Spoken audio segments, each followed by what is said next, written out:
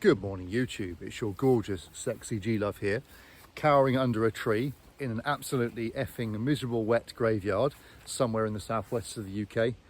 The time is approximately 11:25 on Saturday, June 6th, 2026, and this is day 176 of my shit to fit transformation from a tired, overfed and essentially invisible 204 to a buffed up and head turning 185 pounds of twisted steel and sex appeal. So I previously lost a rather unimpressive 12 pounds of fat in many weeks. You do the math. And yes, we had some trials and tribulations, ups and downs along the way, but clearly we had more wins than losses. I got to bed last night at around about 11 p.m. for 8.5 hours of good sleep. I woke up this morning and weighed myself first thing. My weight came in at 192.0 pounds. This gives me an average weight for the last 7 days of 192.18. I really am so blessed to have this wonderful place literally on my doorstep where I can just walk around and allow the stress just to ebb away from my fingertips. Creativity starts to flourish and ideas come to you. So yes, I was just thinking to myself about how when we're in the lean gaining phase and we're looking to maintain our weight, it's quite tempting just to eat at maintenance and just take in the calories that we think we need, because that way we just maintain our weight and then just move forward with our training program. However, what I've come to realize, oddly, if you are simply maintaining your weight over time, what will happen is you'll generally feel worn out and tired as your body recovers between workouts to an extent, but never really completely recovers.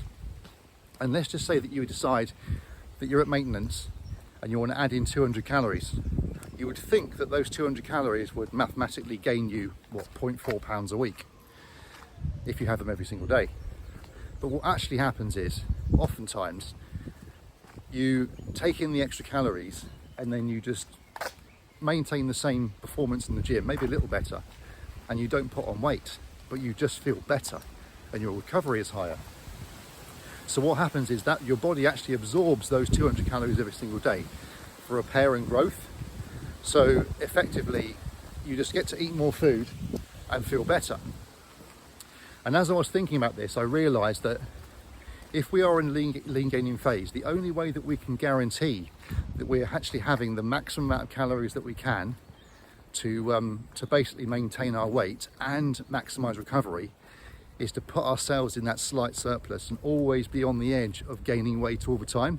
And that way you guarantee that you're maximizing recovery. So it is tempting just to eat for maintenance, but what I'm going to try and do is I'm going to try and gradually increase my calories and see where that boundary is, because I kind of like the idea of training hard and feeling great as opposed to training hard and feeling like a 70-year-old man. So yes, the concise short version that's easy to understand is that what I figured out is that when you're training moderately hard, there's a gap between the calories that you need to maintain your weight and recover well enough and basically feel pretty much tired and worn out most of the time and not sleep too well.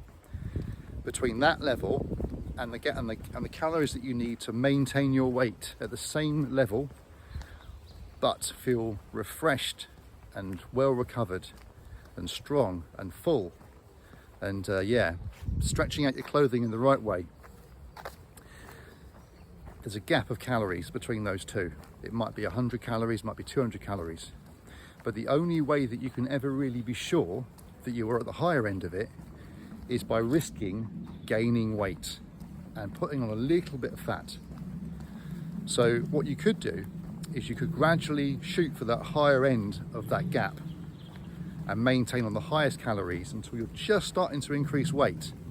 Do that for a week or two and then stop and then keep your calories the same and then allow it to stabilize. And that way you guarantee that you spend most of your time in the upper end of the amount of food you can eat to maintain your weight and guarantee recovery.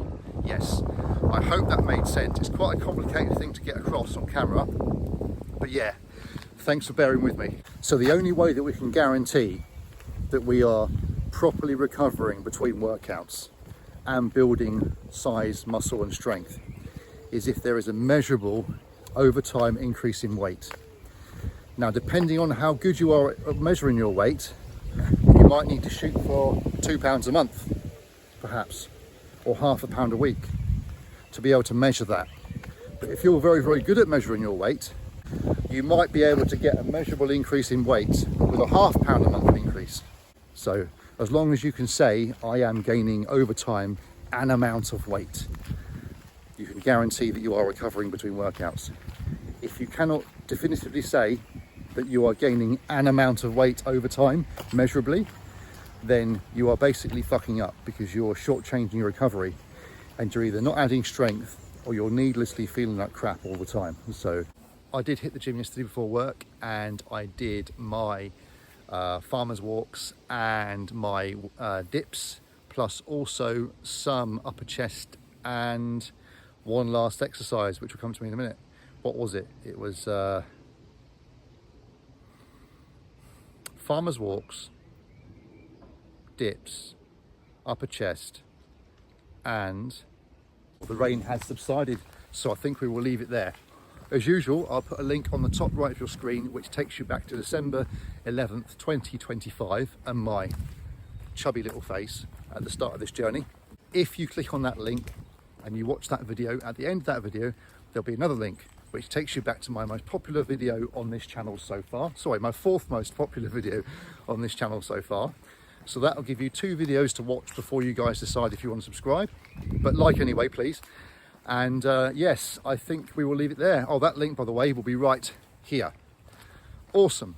Thanks, chaps, and roll the outro.